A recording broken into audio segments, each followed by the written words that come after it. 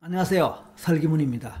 이번 영상은 꿈에 대한, 특히 자각몽에 대한 세 번째 영상인데요. 액티브 드리밍을 위한 방법에 대해서 소개하겠습니다. 앞의 영상들에서 저는 자각몽과 관련하여 꿈을 꾸되 꿈을 꾸고 있다는 것을 의식하면서 꾸는 상황, 그리고 그 꿈에 의지적으로 개입하고 간섭할 수 있음에 대해 말씀드렸습니다. 이번에는 자각몽이라는 소극적인 명칭보다 좀 더 적극적이고 능동적인 개념이라고 할 수 있는 액티브 드리밍 차원에서 방법적인 것을 알아보고자 합니다. 즉, 의도적으로 자각몽을 꾸고자 할 때 그것을 액티브 드리밍이라는 이름으로 부를 수 있다면 어떻게 함으로써 그런 꿈을 꿀 수 있느냐, 즉 액티브 드리밍의 방법은 과연 무엇이냐에 대해서 말씀드리도록 하겠습니다. 이와 관련하여 미국의 정신생리학자로서 자각몽을 주제로 박사학위를 받은 유명한 자각몽 분야의 선구자인 스티븐 라베르게 박사를 소개하고자 합니다. 라베르게 박사는 자각몽은 자연 발생적으로 일어나기도 하지만 특수한 기법을 통해서 유도가 가능하다고 하였습니다. 그리고 다음과 같은 방법들을 개발했는데 이것은 곧 액티브 드리밍 기법에 해당합니다. 그러므로 여러분들은 이 방법들을 반복적으로 연습하고 익힘으로써 실생활에서 도움되기를 바랍니다.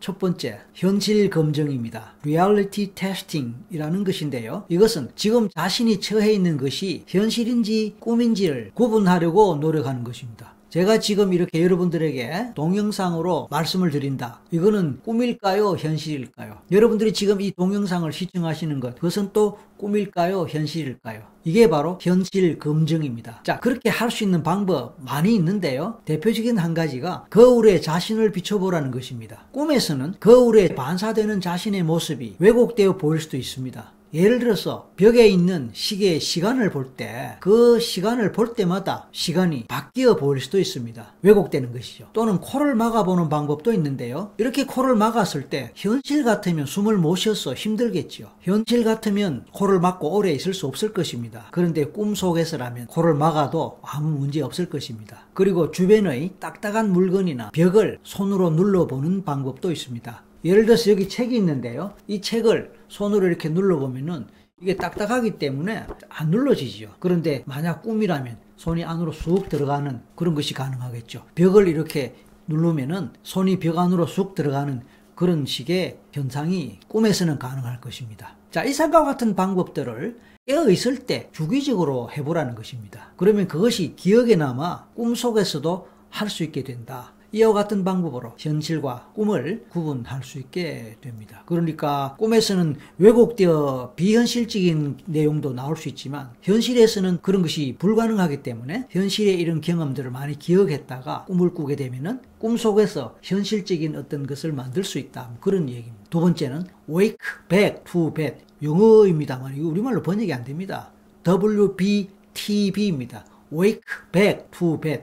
wake는 깨어난다는 겁니다. wake up, 영어로 wake up 하면 일어나라, 깨라 이 말 아닙니까? 그래서 wake, 깨고, back, 뒤로, to bed, 침대로. 이런 이제 직역하면 그렇게 되는데 내용은 이렇습니다. 그러니까 이것은 잠을 대여섯 시간 정도 자고 깨어난 후에 약 30분 정도 다른 활동을 하다가 다시 잠자리로 가라. 그래서 다시 자라. 이런 뜻입니다. 그러니까 wake, 깨어나서 언제 깨어나느냐? 그 전에 잠을 대여섯 시간 자고 깨어나서 30분 정도 다른 활동 하다가 back to bed, 잠자리로 들어가라. 뭐 그런 내용인데 그렇게 되면 어떻게 되느냐면요. 여러분 개인차가 있겠지만 대여섯 시간 자면은 잠이 부족하지 않을까요? 평균 수면 시간을 8시간으로 본다면 대여섯 시간 정도 하면은 두세 시간 적어도 잠이 부족합니다. 그러니까 그 부족한 상태에서 한 30분 깨어서 다른 활동 하다가 다시 잠자리 들면은 부족한 만큼 잠이 쉽게 들 수 있겠죠? 이럴 때 이제 꿈을 꿀 때 만약에 자각몽을 꿀 확률이 높아진다. 왜냐하면 바로 직전에 어떤 의미에서 비몽사몽간에 잠이 덜 깬 상태에서 활동을 하다가 잤기 때문에 잠이 덜 깬 상태에서 활동하던 그 현실적인 그런 내용이 바로 또 잠으로 연결되고 꿈으로 연결될 수 있다. 그런 얘기가 되겠습니다. 세 번째는 자각몽 기억 유도법이라는 것입니다. MILD 영어로는 그렇게 되어 있고 전체 단어는 따로 자막을 참고하시기 바랍니다. 이것은 어떻게 되느냐 하면 첫 번째, 잠이 들려고 할 때 최근에 꿨던 꿈을 생각합니다. 두 번째, 꿈 속에서 dream sign, 즉 이것이 꿈이다라는 것을 알려주는 신호를 찾아내 보라는 겁니다. 사인은 사인인데 이게 꿈이다라는 것을 알게 하는 그런 사인, 그래서 dream sign입니다. 예를 들면 날 수 있는 능력과 같은 것입니다. 공중을 난다면 이거는 현실이 아니잖아요. 만약에 그런 능력이 있다거나 실제로 그런 장면이 나온다거나 그러면 이건 꿈이라는 것을 우리가 확실히 알 수 있겠죠. 그런 신호가 있을 수 있다는 겁니다. 세 번째, 최근에 꿨던 꿈으로 돌아가는 상상을 합니다. 그리고 이 꿈 속에서만 드림 사인이 기능함을 되뇌입니다. 네 번째, 스스로에게 다음번 꿈을 꿀 때 내가 꿈꾸고 있다는 것을 기억하고 싶다라고 되뇌입니다. 이건 일종의 자기 최면이죠. 네 번째, 꿈 일기입니다. 드림 저널. 신문 같은 것을 저널이라고도 하고 뭐 논문집 같은 것도 저널이라고 하긴 하는데 일기나 일지와 같은 것도 저널이라고 합니다. 그래서 드림 저널, 즉 꿈일기 쓰기입니다. 꿈일기를 쓰다 보면 매번 어떤 꿈을 꿨는지에 대해 기억하려고 노력하게 되겠죠. 그와 동시에 앞에서 말씀드렸던 드림 사인을 더 잘 인식할 수 있게 됩니다. 그래서 꿈일기는 잠에서 깨어났을 때 쓰는 것이 가장 효과적이라고 볼 수 있습니다. 다섯 번째, WILD, wild라고 발음할 수 있겠지만 약자입니다. 전체 단어는 자막을 통해서 확인하시기 바랍니다. 자, 그러니까 이것은 각성 상태에서의 자각몽이라고 할 수 있습니다. 이것은 깨어있는 상태에서 누워서 안정을 취하는 겁니다. 그리고 인면환각, 그러니까 잠이 들려고 할 때 발생하는 환각을 경험할 때까지 누워 있습니다. 잠이 들려고 할 때 발생하는 환각, 묘한 어떤 그런 내적 경험이 있을 것입니다. 그런 것을 경험할 때까지 계속 누워 있습니다. 그러면서 그 속에서 계속 의식을 갖고, 왜냐하면 아직 잠이 완전히 들은 게 아니니까, 잠이 들려고 할 때니까 의식이 아직 약간 있단 말입니다. 그러니까 그 환각 상태 또는 그 경험하는 것을 관찰하고 느껴보라는 것입니다.